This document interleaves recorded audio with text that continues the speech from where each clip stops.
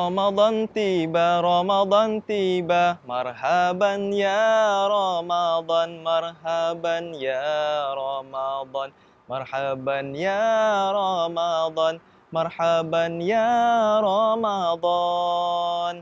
Bismillahirrahmanirrahim. Assalamualaikum warahmatullahi taala wabarakatuh. Alhamdulillahi rabbil alamin, wassalatu wassalamu ala asyrafil anbiya wal mursalin wa ala alihi wa ashabihi ajma'in. Allahumma salli ala Sayyidina Muhammad wa ala alihi wa sahbihi wa barik wa sallim.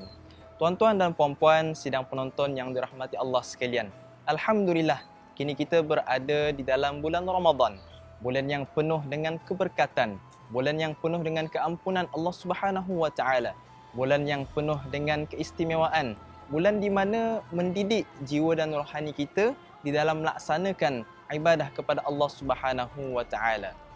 Menjamu orang berbuka puasa juga merupakan salah satu amalan yang boleh dilaksanakan di dalam bulan Ramadan ini.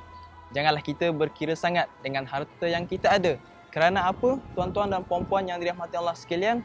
Kerana di dalam harta kita adanya harta ataupun bahagian untuk orang lain juga.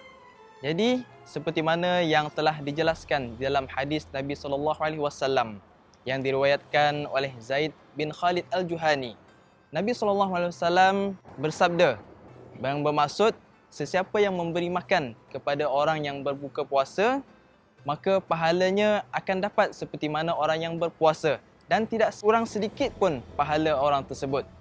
Ini kerana setiap amalan yang dilakukan oleh kita di dalam bulan Ramadan, Allah Subhanahu Wa Taala memberikan ganjaran yang berlipat kali ganda kepada kita semua.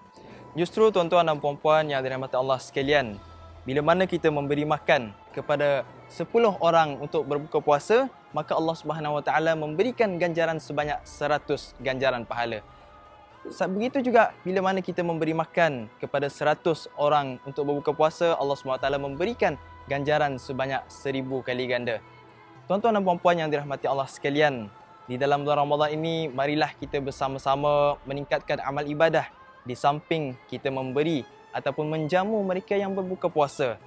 Justru di dalam bulan Ramadan ini, terutamanya sekali kepada jawatan kuasa masjid, ambillah peluang yang ada di dalam bulan puasa ini dengan kita menyediakan sedikit juadah berbuka kepada mereka yang berada di ahli qaryah di sekitar kawasan kita dan juga kepada jemaah musafir. Akhir kalam, mudah-mudahan Allah Subhanahu Wa Taala memberikan ganjaran yang setimpal dengan apa yang kita amalkan di dalam bulan Ramadan ini dan menjadikan kita hamba Allah yang suka menjamu orang yang berbuka puasa. Wallahu a'lam.